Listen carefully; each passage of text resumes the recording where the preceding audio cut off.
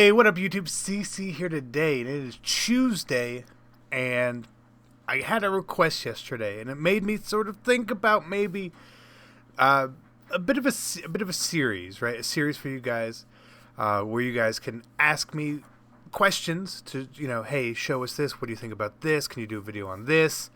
And then we'll pick some and do videos on them, right? Essentially, an Ask CC. It's super creative. Obviously, nobody's ever done this before, so it's nice to be at the frontier of this. But the question yesterday was, can you show us how to user better? And I think we can a little bit. Now, a lot of people probably have YouTube videos on this, or you've probably seen tips or heard tips from other people, and I don't know what they've told you, right? But I'll tell you what I think. And you can take that information, you can either run with it, or you don't have to use it. It's perfectly fine. But I think this is the most important thing.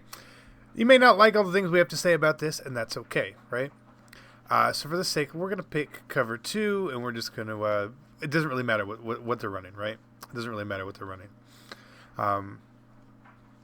So anytime you are using a play, right, the first thing you need to be aware of, whether you're using a safety, a linebacker, whatever it may be, you need to understand where you are on the field and where you should cover.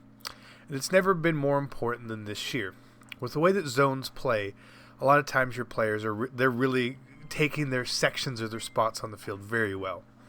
But what you need to do is understand that if, you're in the mid-read right here, you need to stay in your area. You need to cover essentially hash to hash and deep, right? The reason a lot of people in cover 2 don't like to use the middle linebacker in the mid-read is because they want to put him in a deep blue, right? So bam, you can put him in a deep blue. If there's times where you can't put someone in a deep blue like that, it has to be a middle linebacker, you just need a baseline. That's it, right? So a lot of times people don't like to user this guy because you don't want to be taking your user to 30 yards downfield. It makes sense, right? So what I would probably do is I would user a player on the strong side of the play. In this case, it would be this linebacker right here. Now, I know essentially that I'm going to be covering from the center all the way over to the slot here. This is my area, right? And one thing that I always try to do best while usering is to be patient, right? A lot of times someone will just use her and they just jump out. They're like, oh, I'm going to go cover this guy. And they just run, right? And I don't think that's necessarily the best way to use her. What I prefer to do, if you guys have ever seen my videos or anything, I am patient, right? I sit and I crouch and I wait, because I'm usually ready to defend the run. So I'm in a position where I want to try to shoot a gap or something on the run. And if it's not there, then I stay patient and shallow, because I know a lot of times the crossing routes that are coming across, that's what I need to take away, and I need to be able to peel off, right? So we're going to let them hike the ball here, and I want to show you essentially what I mean. So I'm really, really not doing a whole lot at the snap of the ball. So let's look at the replay so you guys can get an understanding of what I mean. So you see the ball snaps, and I'm not jumping back. I'm essentially still standing here waiting, because all of a sudden now I see the running back is coming out. Now, of course, the quarterback's throwing the ball to a shallow spot, which is fine. But as soon as I see that man crossing shallow, I know I'm not really going to cover him at that point. If someone is coming, like the deep inside slot is coming on a drag or something like that, he's not someone I want to follow, because if I follow him, I'm really taking myself out of the play. So I have to trust that he's either A, not going to throw it, or B, he's going to throw it late, maybe into someone, right? So it's a science, right? It's a science. And we'll get into what the most important part of usering is in a second. So again, we're going to sit here, and you see this time, if I play the drag like that, bam, he gets open, right? So I need to know and understand where I should be, right? Versus every formation, versus every play. So it's all about patience, right? Don't just follow the first route. You see, He's going across there. Maybe you just flare down on someone and then you pull back. You need to stay in your zone. It's so important. It's so important because if you leave your zone and there's a route that comes back across the field to that spot, it's wide open. You may have used a route amazingly well, but you're not using the play very well. Does that make sense? I hope it does. Apologize if there's any background noise there. Right, so again, we're going to do that, and the computer wants to throw it to him every time. So that's the key, right? To me, that's the key is patience.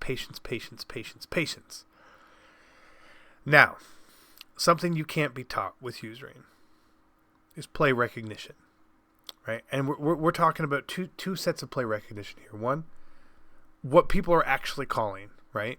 Recognizing routes, recognizing the plays, recognizing formations, right? That's something that comes with a bunch of repetition that you need to see and know. Maybe you play against Gun Bunch a lot, so you're probably used to seeing stuff where you see when there's a bit of a play action, you probably assume it's PA post. When there's not, it's not PA post. Maybe it's corner strike. It just depends, right? You have to have the recognition and looking for those specific routes. So you have to know what the key routes are for main plays in the game. Now that's just a general awareness, right? That's just a general awareness. So if I'm in bunch and I see that it's play action, I know it's PA post. If there's no play action and I see the receiver, the single receiver maybe on the left here, if it's not flipped, is running a C route, I'm thinking it's corner strike. I have to think that it's corner strike. If I see the receivers in the bunch, if I see any one of them run a wheel, I know all of a sudden it's verticals. So then I need to cover that deep crossing pattern, right? There's just so much there that you can't be taught. You just need to learn it over time. Now, the second part of it is the situational awareness within the game itself versus the opponent you're actually playing, right? Madden players are creatures of habit. We all have tendencies. We have so many tendencies. We like to run the same 4 to 5 plays all game, right? We all know that, right? Now, you'll hear a lot of people that will say, well, I don't run the same play the same way all the time, which is true. It is true. But you need to understand and see what's happening. What is someone doing when they're motioning a player? What do they always do at a bunch? Sometimes they like to flip it. Why are they doing it this way? Pay attention to the routes and learn that. That's how you become the best user. The best user isn't necessarily about having the best stick and running around and baiting people. The best user is knowing what's coming as it comes and just being instantly ready for it. Instantly ready. But that's so hard to do. It's so hard to do. Take a guy like Problem, whose user is amazing. He has really good stick, but he's so smart with understanding what you want to do, what you may be doing, and he understands the weakness of the defense that he's calling and where he needs to be to take away the route. A lot of times what we do on defense is called baiting people, right? And I'm not talking about a user bait where we're jumping down on a route, but what we're doing is we're setting up our defense in a way to have the computer take away a bunch of stuff itself. So either the user's going to have to throw into coverage on that side, which hopefully they're not doing. But then we're saying, okay, hey, you've got to throw it at us, right? And that's what we like, because we have full control over the little digital man on the field. Now, additionally, if you want to talk about actually baiting someone, right, it's very hard to do. And it takes 2 things. 1, a great user in recognition. 2, someone making the wrong read. Every bait is a bad read. No matter how good it is, right? If someone is breaking off of a ball from a route, maybe it's a deep crossing route going left to right, or a shallow crossing route coming right to left. If someone breaks down on that and you throw it, that's a bad pass, right? It's still a great user. That doesn't take away anything from there, that they're covering that. But that's something you need to be aware of. But to me, the biggest thing you really have to show, be patient. Just be patient. It's okay. It's okay to not just chase a route. It's okay to take the first drive of the game to understand what your opponent is trying to do. But After you do that, you've probably played a ton of games of Madden, so you should know what the meta, and I hate that word, but what the meta is and what the popular plays are. But what you need to do after that is, after being patient, recognize what people are trying to do. Just recognize it. It's very simple. When people motion, they usually motion for the same reasons over and over and over, right? Like I said before, is it play action? Is it not play action? What are they doing?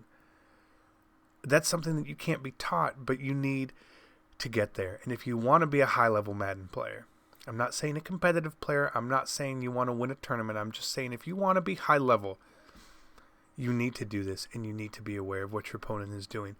Nobody can teach you how to run around in a circle really well. If they say they can, that's not true. It's not true.